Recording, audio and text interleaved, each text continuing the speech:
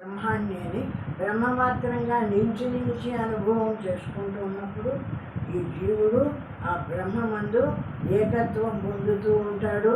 ఎప్పుడెప్పుడు నువ్వు ఆ బ్రహ్మానుభవాన్ని చేసుకుంటూ ఉన్నావు. ఆ చేసుకుంటూ ఉన్నప్పుడు ఆ చేసుకున్నంతసేపు జీవభావాన్ని వదులుతున్నాడు. జీవుడు బ్రహ్మరూపమై నిలుస్తున్నాడు. కాబట్టి బ్రహ్మంతో ఏకత్వం పొందుతూ ఉన్నాడు. ఈ విధంగా ఏకత్వం పొంది జీవన్ముక్తిని సంపాదిస్తున్నాడు. బతికుండంగానే ముక్తిని సంపాదిస్తున్నాడు. ఆ విధంగా పరమాత్మతో ఏకమై కలిసి బ్రహ్మస్వరూపంలో ఏకత్వం పొంది ఈ జీవుడు బతికుండంగానే బ్రహ్మత్వాన్ని సంపాదించినాడు. శరీరం వదిలిన తర్వాత శాశ్వతంగా బ్రహ్మమందే నిలిచిపోతున్నాడు. మళ్ళా వీడికి జన్మ రాదు అని చెప్తుంది శాస్త్రం. అందుచే పూర్వభాగములలో శిష్యులకు పరిచితమైన ఆ అజ్ఞాన భాషలోనే గురువులు కూడా మాట్లాడవలసి వచ్చేది. వీళ్ళకు అజ్ఞానం ఉంది, శిష్యులకు తెలియనితనం ఉంది. ఈ తెలియనితనం ఉండే వాళ్ళకు ఆ జ్ఞానస్వరూపం విషయము జ్ఞాన భాషలో మాట్లాడితే వీళ్ళకి అర్థం కాదని ఆ మహానుభావులు వాళ్ళు కూడా మన భాషలోకి తెచ్చి మాట్లాడుతున్నారు. ఈ బ్రహ్మత్వాన్ని కూడా, ఈ పరమాత్మ స్థితిని కూడా మనకు అర్థం కావడం కోసము మన భాషలోకి తెచ్చి మాట్లాడి మనకు బోధిస్తున్నారు. ఆ పరమాత్మ స్వరూపాన్ని తెలుసుకున్న మహర్షులు అటు పిమ్మట నెమ్మదిగా అతడి నుండి వారిని ఆ ఆత్మతత్వం యొక్క ఔన్నత్యమునకు లేవనెత్తి అచట ఆ పరమాత్మను దర్శింపజేస్తున్నారు. అది చిన్నగా వీళ్ళ భాషలోకి వచ్చి, అంటే శిష్యుడు మనమంతా తెలుసుకోలేమని వాళ్ళ బ్రహ్మత్వానుభవ భాషలో మాట్లాడితే తెలుసుకోలేమని మన భాషలోకి వచ్చి ఆ బ్రహ్మత్వాన్ని అంతా మనకు బాగా అర్థమయ్యేటట్లు బోధించి, అర్థమైన తర్వాత ఎప్పుడు ఆ బ్రహ్మమై నిలుస్తున్నామో జ్ఞానస్వరూపంగా ఏమి ఆ స్థితి మన దగ్గరికి వచ్చినప్పుడు అప్పుడు మనం ఈ దేహభావాన్ని విడిపించి అఖండమైన బ్రహ్మరూపాన్ని పొందించి వాళ్ళ బ్రహ్మత్వంలో వాళ్ళు ఏ బ్రహ్మత్వాన్ని పొందినారో ఆ బ్రహ్మత్వంలో మనమలను కూడా పొందేటట్లు చేస్తున్నారు మహానుభావులైనటువంటి మహర్షులంతా కూడా. మృల్లోహ విస్ఫులింగాదైః సృష్టిర్వా చోదితాన్యథా ఉపాయః సోవతారాయ నాస్తి భేదః కథంచన. సృష్టిని గురించి వివరించుటకు ఉపయోగించిన మట్టి యొక్క, లోహం యొక్క, విస్ఫులింగముల యొక్క ఉదాహరణలన్నీ ప్రత్యేగాత్మకు పరమాత్మలో గల ఐక్యమునే బోధించుటకు ఉద్దేశింపబడినది. మనకు మట్టిని చూపిస్తాడు, కుండలంటాడు. ఉదాహరణకు సముద్రాన్ని చూపిస్తాడు, సముద్రంలో అలలు చూపిస్తాడు. అలలు వేరే, సముద్రం వేరే కాదు అని మళ్ళా వాడిని కలిపి చూపిస్తాడు. ఆ విధంగా చిన్న చిన్న ఉపమానాలతో మనకు ఆ పరమాత్మ కంటే నువ్వు వేరైన వాడు కాదు. సముద్రంలో అలలు అని లేచినాయి, అది సముద్రాన్ని అనడం లేమని అలా అంటున్నామే కానీ ఆ అల సముద్రం కాకుండా పోయిందా? సముద్రమే పైకి వచ్చింది, అల మాదిరి వచ్చింది పైకి. ఒక దూరం నుంచి ఇంత దూరం సంచరిస్తుంటే దాన్ని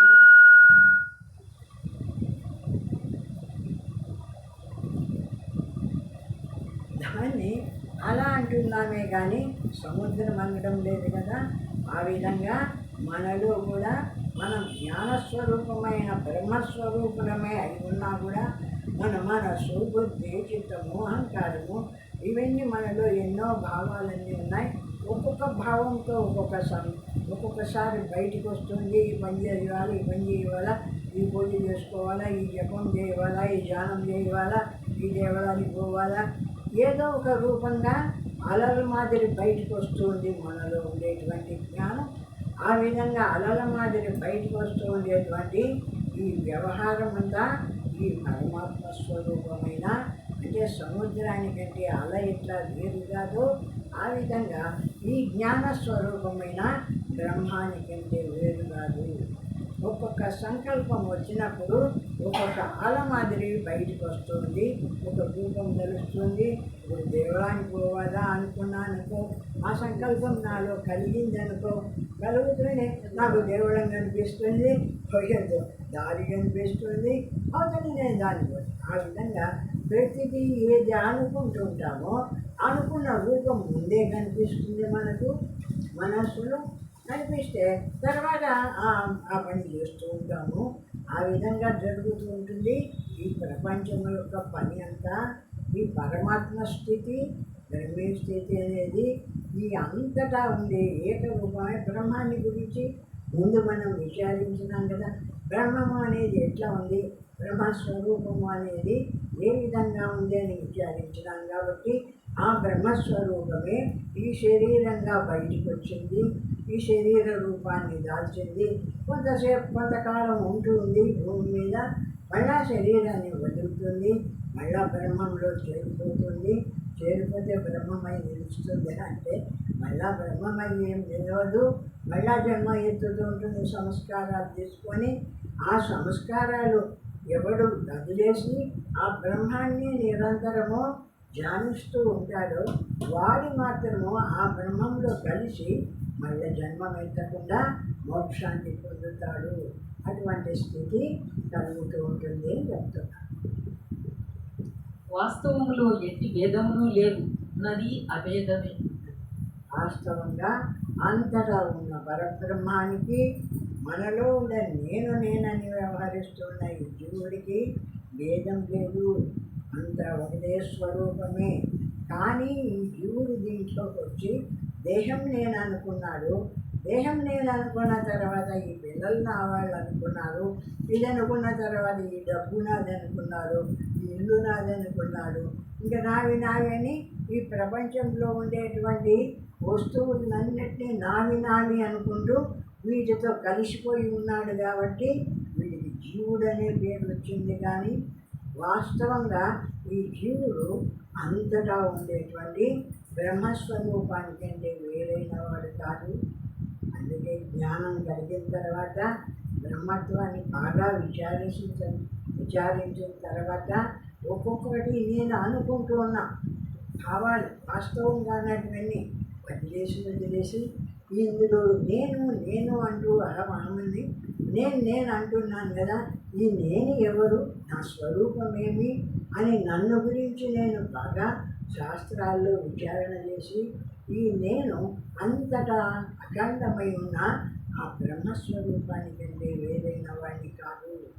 ఆ బ్రహ్మస్వరూపం నుండే దీంట్లోకి శరీరంలోకి వచ్చి నేను అంటున్నాను.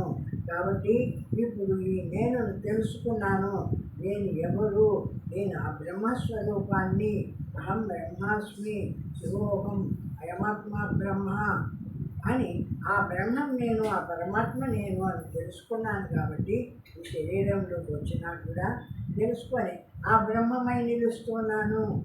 జ్ఞానమాత్రంగా నిలిచి ఆ బ్రహ్మంలో ఇచ్చే బ్రహ్మమాత్రంగా నిలబడి బ్రహ్మస్వరూపంలో ఏకత్వం పొందుతున్నాను. ఆ విధంగా ఇప్పుడు చేయడంతో మళ్ళీ నాకు ఈ జన్మ లేనటువంటి మోక్ష స్థితి వస్తుంది. ఇప్పుడే మోక్షం వస్తుంది, జీవన్ముక్తి కలుగుతుంది. బతికి ఉండగానే ముక్తిని సంపాదిస్తున్నాడు. ఆ ముక్తిని అట్లే అభివృద్ధి చేసుకున్నాడంటే ఈ శరీరం వదిలిన తర్వాత కూడా అనంతమైనటువంటి ఈ పరమాత్మ సర్వవ్యాపకంగా ప్రకాశిస్తున్నాడు. ఆ పరమాత్మతో ఏకత్వం పొందుతాడు. మళ్ళా మానవ శరీరం అనేది ఇంకా వాడికి జన్మ రాదు. అటువంటి మోక్షాన్ని పొందుతూ ఉంటాడు. జ్ఞాని అయినటువంటి వాడు విచారణ చేసి బాగా తెలుసుకొని ఆ స్థితిలో నిలిచి ఆ బ్రహ్మాన్ని తెలుసుకోమంటాడు. వేదములలో ఈ సృష్టి వర్ణనను మట్టి నుండి కుండలు ఉద్భవించినట్లు, బంగారం నుండి భూషణములు చేయబడినట్లు, అగ్ని నుండి విస్ఫులింగములు బయలువెడలినట్లు అను ఉదాహరణల ద్వారా వివరించబడినది. వేదంలో ఏం బ్రహ్మస్వరూపము నుండి ఈ మనసు నేను అనేటువంటి జీవులు బయటకు వస్తున్నారు.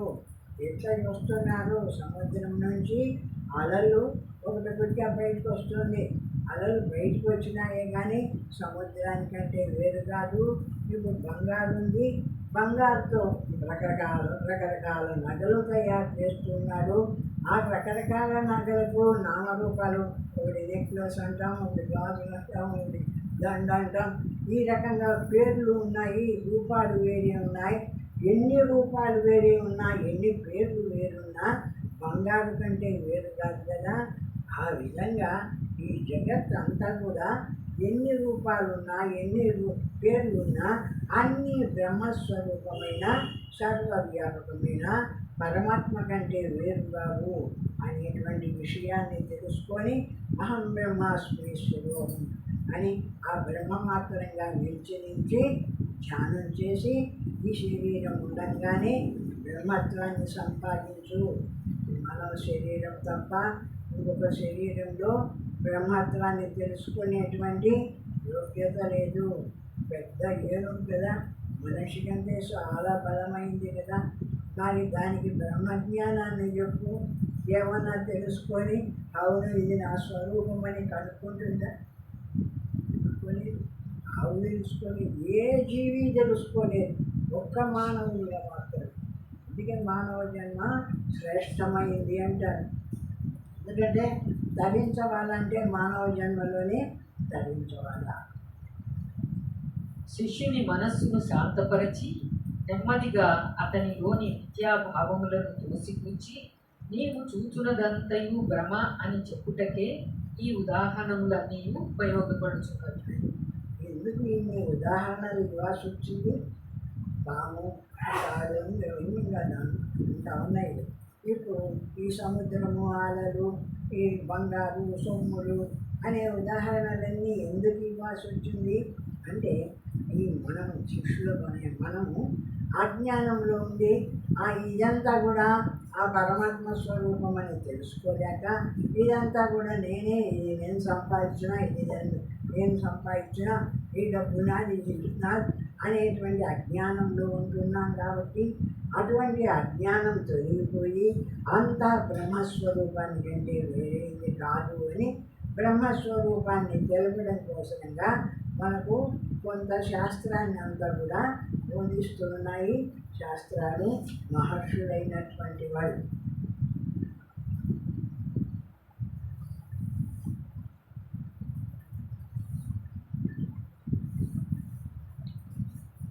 సప్రపంచత్వం ద్వారా నిష్ప్రపంచత్వమును చేరుము అనునదే వేదాంతుల నినాదమై ఉన్నది. ఈ దేహము, ఈ మనసు, ఈ తేజత్తము, ఆకారము, అది వేరు ఇది వేరు అని రకరకాలుగా చూస్తున్నావు కదా. ఈ ప్రపంచాన్ని అంతా ఈ రకరకాలుగా చూస్తున్న ఈ ప్రపంచాన్ని పట్టుకొని ఆ నిరాకారమైన ఆ పరమాత్మే ఈ రకరకాలుగా ఉండేటువంటి, ఇప్పుడు మనలో మన దేహం ఉంది, దేహంలో ఆ జ్ఞానస్వరూపమైన పరమాత్మ లేకపోతే ఈ దేహం ఏం కదులుతుంది? ఇది కదులుతుందా, ఉంటుందా, పోతుందా, పని చేస్తుందా అంటే ఏది చేయలేదు కదా. ఆ విధంగా అనేక దేహాలన్నింటినీ చూసి వాడు వీడు నావాడు, వాడు వాడు వాడిట్లా వీడిట్లా అనుకుంటున్నామే కానీ అందులో ఏకంగా అందరిలో ఒక్కటిగా ఉండేటువంటి పరమాత్మను ఎవరు తెలుసుకోలేకుండా ఉన్నారు. ఆ విధంగా అజ్ఞానంతో దాటిపోతున్నారు. కాబట్టి అటువంటి అజ్ఞానుల కోసమని మనకు ఈ శాస్త్రం ఒకటి తయారు చేసింది. ఈ శాస్త్రంలో ఈ దేహాలు కాదు, నువ్వు ఎన్ని దేహాలున్నా ఆ దేహాలన్నీ నువ్వు కాదు. ఈ దేహాల్లో ఏ జ్ఞానస్వరూపమైన పరమాత్మవు నువ్వు ప్రకాశిస్తున్నావు, సర్వాన్ని తెలుసుకుంటున్నావు. ఆ జ్ఞానము నీ స్వరూపము, ఆ జ్ఞానము పరబ్రహ్మ స్వరూపము పరమాత్మ అని మనకు ఈ శాస్త్రం బోధిస్తుంది. అటువంటి ఆ శాస్త్రం ద్వారా మనము ఆ బ్రహ్మాన్ని తెలుసుకొని ఈ శరీరం ఉండంగానే ఆ బ్రహ్మంతో ఏకత్వం పొంది జీవన్ముక్తిని పొంది తర్వాత దేహముక్తి పొందవచ్చు. దేహం వదులుతూనే ఆ బ్రహ్మంలోనే కలిసిపోయి జన్మ లేనటువంటి మోక్షాన్ని పొందుతావు అంటున్నా. ఆ విధంగా తయారు చేసి చెప్తున్నారు మహర్షులు అంటున్నారు.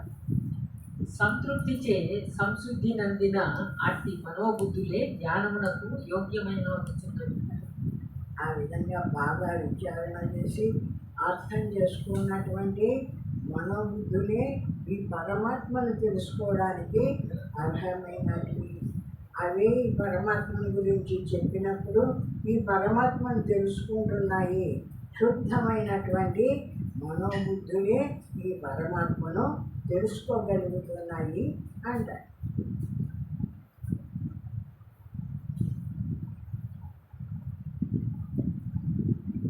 ఈ ప్రపంచ వర్ణన అంతయు మాయామోహిత మనోబుద్ధులు గల వారి కొరకే ఉద్దేశింపబడింది. ఈ ప్రపంచాన్ని చెప్తాడు, సముద్రాన్ని చెప్తాడు, అలలు చెప్తాడు, ఎంత చూపిస్తుంటాడు ఈ ప్రపంచ విషయాన్ని. ఎందుకు ఈ ప్రపంచ విషయాన్ని చూపించవైనా నేరుగా పరమాత్మనే చూపించవచ్చు కదా అనుకుంటానేమో అని ఈ ప్రపంచ విషయాన్ని అంతా చూపించి ఇది కాదు నువ్వు చూస్తున్న ఈ ప్రపంచము నీ దేహము ఇది కాదు, దీనికంటే వేరుగా పరమాత్మ సర్వవ్యాపకంగా ఉన్నాడు, అందరిలో ప్రకాశిస్తున్నాడు. ఎవరిలో లేని ఏదో ఎక్కడో ఆకాశంలో ఉండేటువంటి వాడు కాదు పరమాత్మ. మనం అందరము పరమాత్మ స్వరూపుడమే రోజు చెప్తుంటాను కదా. ఎందుకంటే మనందరిలో జ్ఞానస్వరూపం ఉంది. జ్ఞానం లేకపోతే ఈ శరీరం ఎట్లా నిలుస్తుంది? నా జ్ఞానం ఉంటే ఆకలి అయింది తెలిస్తే అన్నం తింటాను పోయి దప్పయింది తెలిస్తే చేస్తా. ఏదైనా జబ్బు వస్తే ఇక్కడ బాధ ఉండేది డాక్టర్ చెప్తే మందులు ఇస్తే ఆ రోగం పోగొట్టుకుంటున్నాను. ఈ విధంగా లోపల తెలుసుకునే జ్ఞానస్వరూపం అనే ఆ పరమాత్మ ప్రకాశిస్తూ ఉంటేనే ఈ శరీరము నిలబడి ఉంది. కాబట్టి అందరిలో పరమాత్మ ప్రకాశిస్తూ ఉన్నాడు, అందరూ పరమాత్మ స్వరూపులే. కానీ ఆ పరమాత్మ ఒకడున్నాడు నేను తెలుసుకోకపోవడం వల్ల దేహమే నేను అనుకుంటూ ఇంకా దేహానికి సంబంధించిన నా ఇల్లు నా వాటి నా పిల్లలు ఇదే అనుకుంటూ ఈ శరీరాన్ని వదిలితే మళ్ళా ఆ సంకల్పాలన్నీ నిలబడి ఉంటాయి. కాబట్టి మళ్ళా దేహం ఇంకొక దేహం ఎత్తవాల్సి వస్తూ ఉంటుంది. ఇట్లా ఒక దేహం పోతే అనేక దేహాలు దేహాలతోనే వస్తూ ఉంటాడు ఈ జీవుడు. తెలియకుండా ఎవడైతే ఈ పరమాత్మను తెలుసుకుంటాడో ఆ బ్రహ్మాన్ని తెలుసుకుంటాడో వాడు ఆ బ్రహ్మమందు నిలిచి ఈ శరీరం లేకుండా నిరాకారమైన బ్రహ్మంలో కలిసిపోయి మళ్ళా జన్మ లేనటువంటి మోక్షాన్ని పొందుతూ ఉన్నాడు. అటువంటి స్థితిని పొందుతూ ఉంటాడు జ్ఞాని అయినటువంటి వాడు. అది చంచల మనస్సును నిశ్చలపరచునట్టి గాలిపాట వంటిది, దండయాత్రకు బయలుదేరు బుద్ధికి శాంతి నినాదము వంటిది. అది అనేకంగా పరిగెత్తున్న మనస్సుకు ఈ వేదాంతము అనేది లాలిపాట వంటిది. అనేక పిల్లలు ఉంటారు ఇట్లా పరిగెత్తుంటే చర్చి లాల్లో వేసి కూర్చుతాం కదా, పూజ పాట పాడితే కాసేపటికి నిద్రపోతారు. ఆ విధంగా ఈ అజ్ఞానం చేత అనేకంగా పరిగెత్తున్న ఈ మానవులందరికీ లాలిపాట లాంటిది బ్రహ్మత్వము.